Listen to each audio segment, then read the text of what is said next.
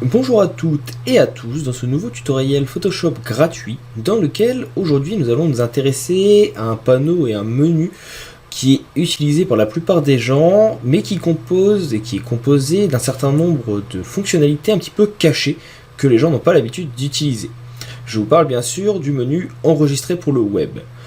Au cours de ce tutoriel gratuit, je vais donc vous expliquer les utilisations de tous les outils qui le composent et surtout comment fonctionnent les paramétrages de ce logiciel et surtout les différents paramétrages d'extension, que ce soit le GIF, le JPEG, le PNG et bien sûr comment les utiliser et comment gagner du temps et du poids pour le chargement de vos pages.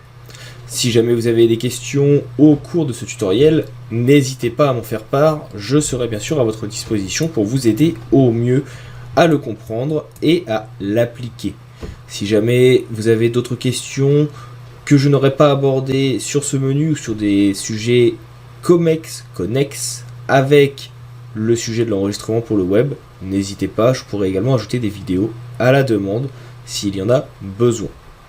J'espère que ce tutoriel vous plaira et je vous dis donc moi maintenant à tout de suite pour son visionnage dans les vidéos suivantes sur tuto.com ou sur YouTube.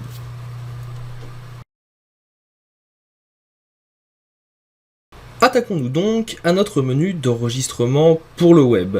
Alors, pour la petite histoire, vous n'êtes pas sans savoir que, en général, lorsque l'on veut enregistrer un fichier, que ce soit sur Photoshop ou sur n'importe quel logiciel, on vient faire fichier enregistrer sous, qui va nous permettre de venir enregistrer nos fichiers dans certaines extensions, donc du JPEG, ici du PSD, de l'AI, du TIFF, etc., etc. Mais il peut y avoir des besoins un petit peu spécifiques en termes d'enregistrement, par exemple pour une utilisation donc web, c'est-à-dire sur Internet. Internet n'accepte pas tous les types de fichiers. Il n'accepte pas le PSD, il n'accepte pas, je ne sais pas, par exemple le TIFF ou bien d'autres fichiers qui vont être beaucoup trop volumineux.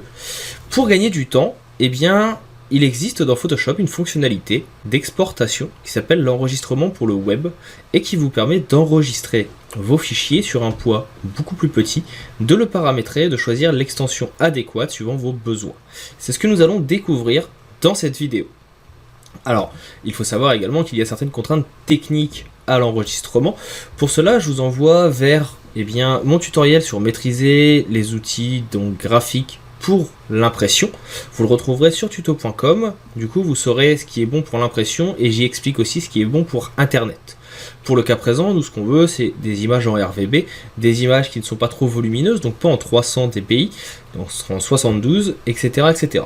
Le fait d'enregistrer avec enregistrer pour le web va prendre automatiquement ces paramètres en compte et les faire sur votre photo. Pour ouvrir ce menu, deux solutions. Fichier, exporter et exporter enregistrer pour le web en hérité. Ou alors le raccourci que pour ma part j'utilise, CTRL, ALT, SHIFT et S. Vous avez alors le menu enregistrer pour le web qui apparaît. Il est composé de plusieurs sous-menus, dirons-nous. Les outils ici sur la gauche, la zone centrale et les outils de paramétrage sur la droite. Nous allons bien sûr voir au cours de cette vidéo les différents menus et les différentes utilisations. Vous allez voir que ce n'est pas très compliqué. Je vous invite juste donc à bien regarder comment cela fonctionne. Le premier bouton ici, l'outil main, vous permet tout simplement de vous balader dans votre image. Parce qu'il est possible, lorsque vous allez faire de l'exportation pour le web, que l'on réalise des tranches. Alors, qu'est-ce que des tranches? C'est très simple, je vous le montre rapidement. Si vous voulez en savoir plus, cela pourra faire l'objet d'une formation sur le sujet. C'est simplement le fait de venir découper des images pour le web. Vous voyez ici que vous avez donc réalisé une tranche, c'est-à-dire une image définie. Si je refais CTRL, ALT, SHIFT, S, vous voyez maintenant que j'ai mes tranches qui apparaissent. Et si je me déplace ici avec mon outil main, la tranche sélectionnée est en couleur et les autres ici sont en grisé, c'est-à-dire qu'elles ne sont pas sélectionnées. Vous avez ici donc cet outil sélection de tranches qui va vous permettre de renommer vos fichiers. Vous double-cliquez dessus, vous pouvez lui donner un nom. On va l'appeler par exemple test 1. Mais vous pouvez également venir cliquer sur toutes les autres tranches que vous souhaitez sélectionner. Vous voyez qu'à chaque fois, une tranche a été créée à l'endroit où des intersections sont faites. Les tranches ne peuvent être que des rectangles ou des carrés. De ce fait, le fait d'avoir fait un carré à cet endroit a obligatoirement créé un carré de toute la largeur en haut, mais également un carré sur la gauche de mon image sur la hauteur, mais aussi un carré sur la droite qui s'arrête au moment de la tranche supérieure, etc., etc. Il peut être intéressant de dézoomer. Là, vous voyez que je me balade en utilisant la main ou bien la touche barre d'espace qui me permet de déplacer dans l'image, mais vous pouvez également venir faire des contrôles moins, des contrôles plus pour voir l'intégralité de votre image. Ou alors utiliser l'outil zoom. L'outil zoom vous permet de zoomer et en appuyant sur Alt, vous allez pouvoir dézoomer. Lorsque vous êtes avec l'outil sélection de tranches, vous allez pouvoir sélectionner plusieurs tranches d'un coup. Pour cela, il vous suffira de venir appuyer sur Shift en même temps que vous venez cliquer sur une tranche. Et vous voyez que vous allez sélectionner l'intégralité. Une tranche sélectionnée ne sera pas grisée, là où une tranche qui ne l'est pas le sera. Vous avez ensuite ici l'outil pipette. Cet outil pipette vous permettra en fait, si jamais vous avez des images sur fond transparent, eh bien, de venir définir la couleur de l'arrière-plan. Vous pouvez également venir cliquer dessus et accéder au sélecteur de couleurs. Le sélecteur de couleurs, je ne vais pas rentrer dedans en explication. Vous trouverez une vidéo gratuite sur la chaîne YouTube et sur tuto.com sur comment il fonctionne, comment l'utiliser et à quoi il sert. Et enfin, ici, vous avez la possibilité de venir masquer les tranches si vous le souhaitez. Ça va un petit peu plus vite si jamais vous avez envie d'exporter l'intégralité de votre image. Donc voilà déjà pour les outils de base du logiciel. Nous avons ensuite, ici, je vais faire revenir les tranches, la possibilité donc de visualiser votre image. À quoi cela va-t-il servir? Le premier vous montre ici le poids et le nom de votre image avant exportation et avant modification. Vous voyez ici de base, mon image s'appelle Office 583839 underscore 1920.jpg et elle fait 7 MO, 7 mégaoctets. Si je veux optimiser mon image ici, avec du JPEG classique, vous voyez que maintenant, elle est au format JPEG, qu'elle fera 1,47 MO et qu'elle mettra, c'est important, vous pouvez le voir également, eh bien 273 secondes sur un modem 56K pour se charger. Alors on n'a plus beaucoup de modems 56K de nos jours, mais vous pouvez donc voir ici les différents modems et possibilités présentes pour voir le temps de chargement. Par exemple, quelqu'un qui aura une connexion internet de 2 mégabits seconde, l'image mettra 8 secondes à charger suite à son poids. Pour de l'utilisation web, c'est assez intéressant de le savoir. Vous avez également ici la possibilité également de zoomer, dézoomer, très simplement. Et lorsque vous venez placer votre souris sur un élément de l'image, vous voyez en bas que vous avez la couleur hexadécimale qui apparaît, 235, 216, 224, c'est la couleur du point où est ma souris, et la couche alpha. La couche alpha représente la transparence. Donc là, toute mon image est en alpha 255, mais si j'avais de l'opacité, eh bien l'alpha serait différent.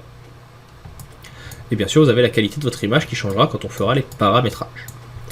Vous avez la possibilité de faire un aperçu, ça va vous permettre de prévisualiser votre image dans votre navigateur, cela va l'ouvrir et vous voyez donc le temps que cela va mettre à charger et à quoi elle va ressembler. Et vous avez également la possibilité de voir du code HTML si vous le souhaitez pour votre image. C'est important, encore une fois, de le savoir, ça peut être très utile. Enfin, vous avez la possibilité de visionner en plusieurs vignettes. Donc vous voyez ici, je vais pouvoir venir dézoomer, donc je vais faire un contrôle moins. J'ai mes images qui apparaissent et je vais pouvoir faire des tests sur différents paramétrages. Ici j'ai mon modèle d'origine avec le poids de base et ici je peux faire un test avec un JPEG que je veux modifier. Et vous pouvez également le faire ici avec pourquoi pas d'autres types d'images. Vous voyez, je vais venir sélectionner ici, dire que je veux du moyen, que sur celui-ci je souhaite, c'est pas du GIF, etc., etc. Et ces différents paramétrages vont être modifiés à chaque fois pour vous permettre de voir le poids de vos différents éléments. Ça vous permet de comparer et de choisir le type de paramétrage souhaité. Ça, c'est si jamais vous ne savez pas quelle exportation faire ou vous avez besoin de plusieurs exportations différentes. Par exemple, imaginons que je veux prendre l'intégralité de mon élément. Alors je vais ici effacer les tranches, maintenant vous avez compris le principe. Nous on va faire de l'exportation de l'image en entier. Voilà. Vous allez avoir vos images et vous souhaitez avoir la première, donc le poids est de 7 MO. La seconde, vous la gardez en JPEG.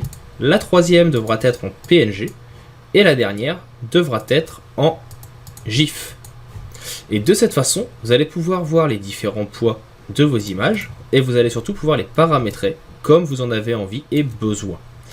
Pour la première, par exemple, ici, on va travailler sur le JPEG. Le JPEG, c'est le format le plus connu et le plus utilisé sur Internet. C'est un format qui vous permet de compresser votre image pour gagner du temps de chargement et de la vitesse, mais malheureusement, le fait de compresser va également donc compresser la qualité de votre image. C'est-à-dire que plus elle sera petite et compressée, et plus le poids sera faible, la vitesse de chargement rapide, mais la qualité de l'image moindre. Pour cela, plusieurs paramétrages s'offrent à vous. La possibilité de choisir du progressif. Vous voyez déjà qu'en progressif, ici, je vais gagner quelques MO. Si vous êtes en optimisé, vous en aurez un petit peu moins ici, et si vous n'en avez ni l'un ni l'autre, vous voyez que votre poids d'image va augmenter. Vous allez pouvoir incorporer des profils colorimétriques, suivant vos envies et vos besoins. Ici, vous pouvez choisir le type de compression. C'est un paramétrage prédéfini. Vous avez du faible, qui va être une qualité 10%, du moyen, du élevé, etc., etc. Et vous voyez qu'à chaque fois, le poids va être modifié. Vous pouvez modifier cette qualité également via le menu qui est ici. Si par exemple on vous impose ou vous avez besoin d'une vitesse de chargement rapide, vous allez pouvoir venir ici choisir la qualité de votre image. À 60 de qualité, nous sommes encore sur du élevé. Vous pouvez même descendre au besoin jusqu'à 50 pour avoir une qualité un petit peu plus moyenne, mais qui permet d'avoir un fichier beaucoup plus léger. Vous voyez ici qu'on a gagné quand même 1 MO, ce qui n'est pas négociable. Vous avez la possibilité d'ajouter du flou. Le flou va flouter votre image, suivant le paramétrage que vous allez mettre, et de cette façon il va alléger votre image, tout simplement parce que comme cela sera flou, il y aura moins de détails et moins d'informations. Et enfin, on peut mettre un cache, c'est si jamais vous avez un fond transparent, à certains endroits, vous pouvez lui ajouter une couleur de fond. Nous avons la possibilité de convertir en sRVB, donc ça peut être un petit peu plus intéressant pour les aperçus de couleurs, et nous pouvons également ajouter des métadonnées. Les métadonnées, ce sont les informations qui nous permettent par exemple de connaître qui a fait la photo ou être contacté. On a également les informations de l'appareil photo. On peut définir toutes les informations ou n'en mettre aucune. Vous avez une table des couleurs, là on ne l'utilisera pas. Vous verrez que ça sera utilisé quand on fera du PNG ou du GIF.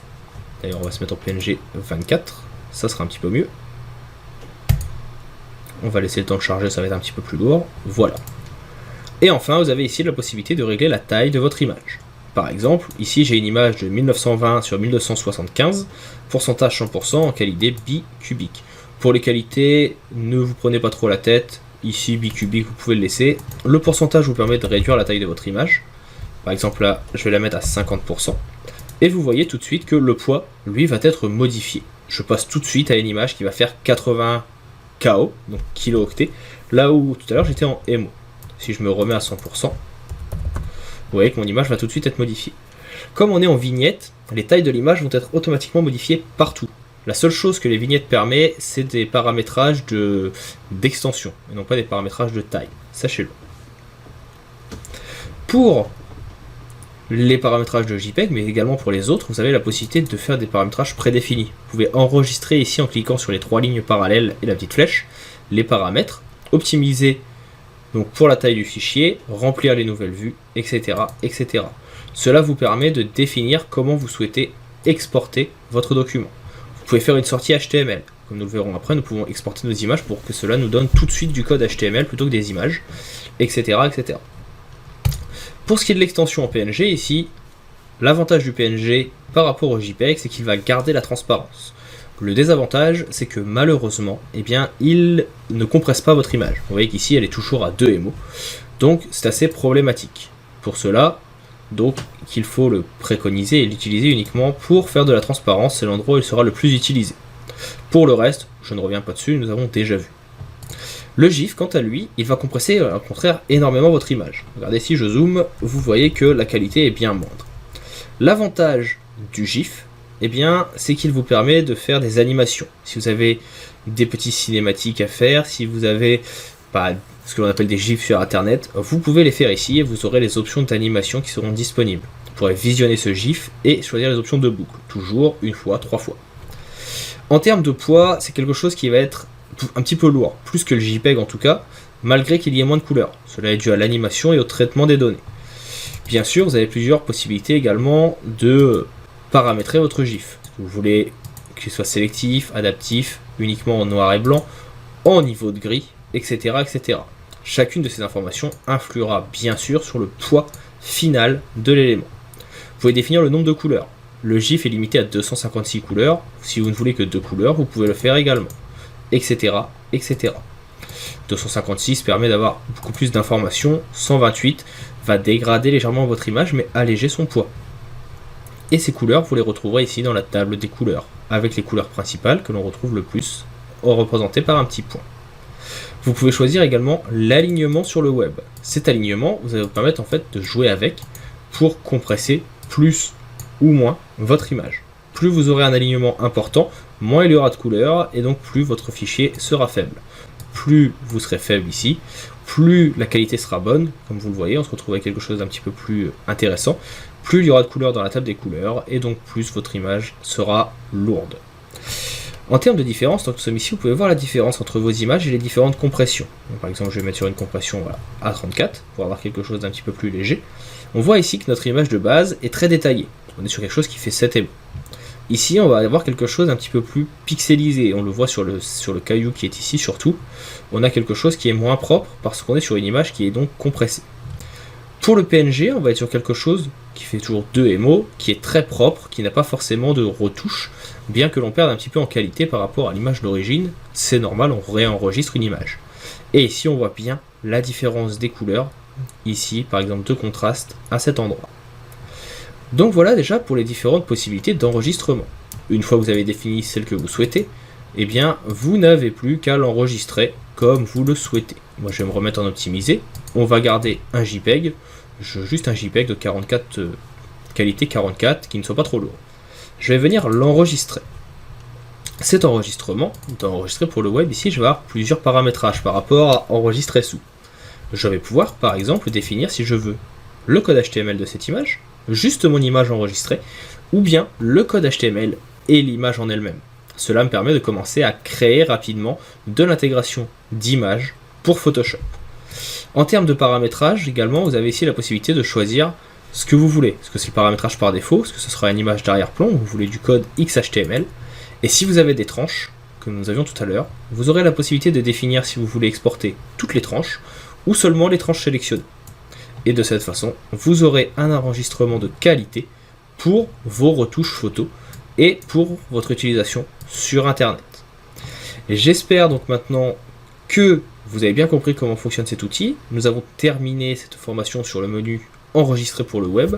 Si jamais vous avez des questions, n'hésitez pas. Je reste bien sûr à votre disposition pour vous aider au mieux à comprendre et à utiliser celui-ci. Si vous avez d'autres questions liées au web, je suis également disponible.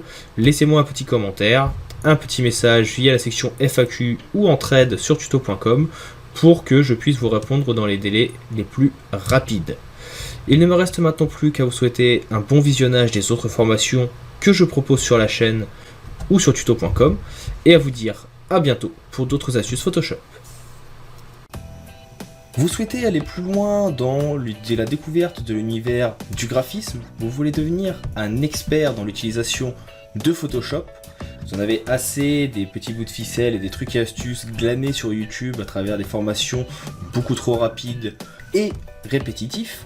Je vous invite donc à vous inscrire à la newsletter de mon site oliviercracus.com spécialisé dans le tutoriel, l'inspiration et le graphisme que vous recevrez à chaque nouvelle formation qui sera mise en ligne sur la plateforme tuto.com et sur la chaîne YouTube. Cette newsletter vous fera profiter également de codes promotionnels vous permettant d'obtenir les formations à prix réduit. L'inscription à la newsletter vous offrira également un code promotionnel de moins 15% pour pouvoir bénéficier de la formation de 25 heures Adobe Photoshop CC 2017 de A à Z. Pour vous inscrire, c'est très simple, il vous suffit donc de cliquer sur le lien présent dans la description qui vous renverra vers le formulaire d'inscription sur le site oliviercracus.com ou tout simplement de cliquer sur le lien qui s'affiche actuellement sur votre vidéo. Si vous voulez en apprendre un petit peu plus sur la formation Adobe Photoshop CC de A à Z, eh bien cliquez sur la petite vidéo qui apparaît à votre écran et qui sera tout simplement un trailer de cette formation. Il ne me reste plus qu'à vous donner rendez-vous dans les prochaines formations et les prochains tutoriels présents sur la chaîne et sur la page tuto.com et à vous souhaiter une bonne continuation.